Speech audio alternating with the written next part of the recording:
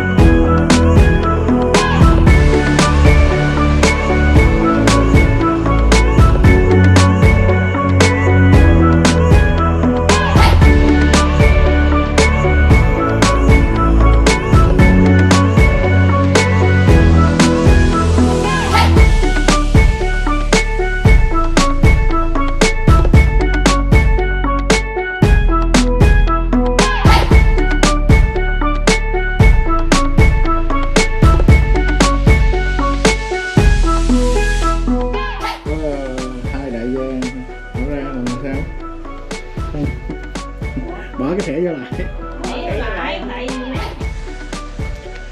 Đó, tiền. Đây.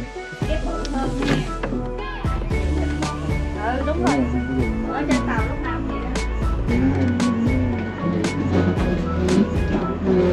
Kìa cái tàu cầu kìa. Nói con.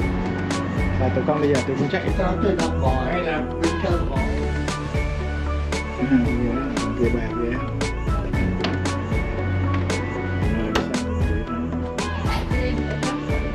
Cái tẩu.